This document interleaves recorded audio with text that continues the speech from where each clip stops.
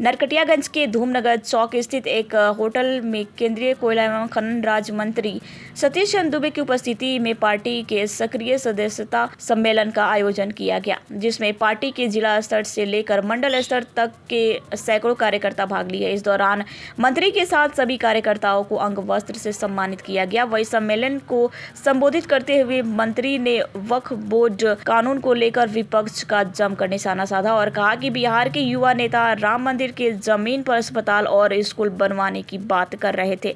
क्या वक्फ बोर्ड के जमीन पर स्कूल और अस्पताल बनवाने की बात नहीं करेंगे? आगे मंत्री ने सरकार की कई उपलब्धियों को बताते हुए कहा कि भाजपा प्रधानमंत्री नरेंद्र मोदी के नेतृत्व में आज तीसरी बार केंद्र में सरकार चला रही है। उन्होंने कांग्रेस पार्टी को आड़े हाथों लेते हुए कहा कि आज राहुल गांधी हाथों में संविधान लेकर घूम रहे हैं और संविधान बचाओ की दुहाई दे रहे हैं, जबकि आजादी के बाद से देश में सबसे ज्यादा राष्ट्रपति शासन कांग्रेस के शासनकाल में लगा।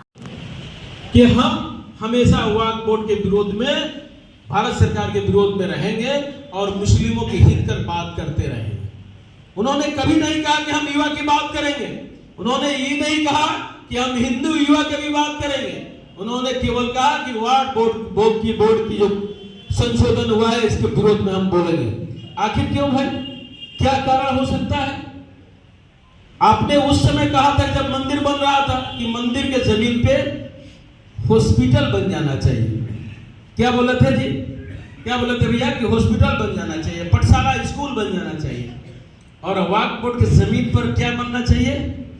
वहां स्कूल अस्पताल नहीं बननी चाहिए। वहां स्कूल अस्पताल नहीं बननी चाहिए। आपको खुद पता नहीं है और आपकी जमीन वक्फ बोर्ड को दे दी गई है। आप अपने बेटे की शादी तय करते हैं कि जमीन बेच देंगे और दहेज देंगे, चाहे शादी में जो खर्च होगा करके हम आराम से शादी कर लेंगे। रजिस्ट्री ऑफिस में जाते हैं तो पता लगा कि मेरा जमीन वक्फ बोर्ड को चला गया है। कहता है लोग, जिस घर का मुखिया ही डकैत हो तो जजमेंट किसके पक्ष में होगा?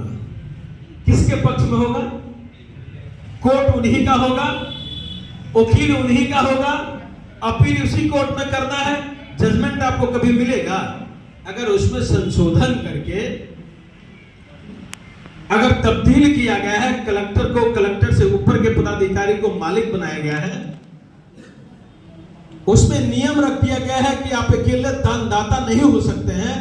आपकी जब शादी हो जाती है तो आपकी संपत्ति के मालिक में आपकी पत्नी भी होती है। अगर बच्चे जन्म लेते हैं तो संपत्ति का हिस्सेदार आपके बच्चे भी होते हैं। तो सबकी इच्छा होगी तभी आप अपनी कुल संपत्ति दान कर सकते हैं।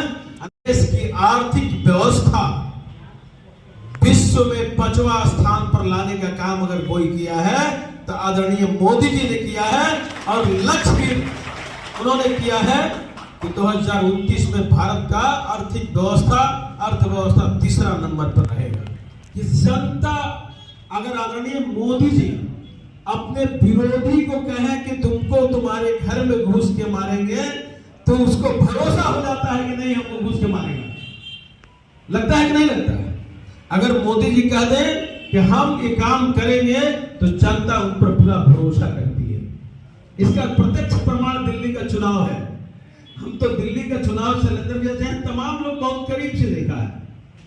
अगर वहां पूर्वांचल मोर्चा, हम बिहारी, हम उत्तर प्रदेश, उत्तराखंड, उत्तरांचल, पूर्वांचल के लोग अगर सहयोग नहीं करता तो सरकार नहीं बनती। और हम देखे बहुत करीब से कि आदरणीय मोदी जी के योजना का जैसे घोषणा हुआ, मैनिफेस्टो में लाया गया, मूवमेंट दिल्ली का बदल गया। क्योंकि दिल्ली की नहीं, पूरे देश की जनता आदरणीय मोदी जी को अपना नेता तो मानता ही मानता है। गठबंधन की सीटें 128 है, वह 225 प्लस कैसे हो, इस लक्ष्य पर हम लोग काम कर रहे हैं।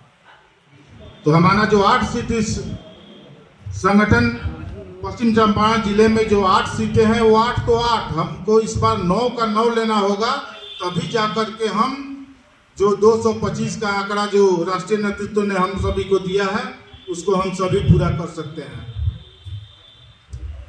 तो आप सभी से आग्रह है कि जो भी यहाँ मंडल अध्यक्ष कितने आए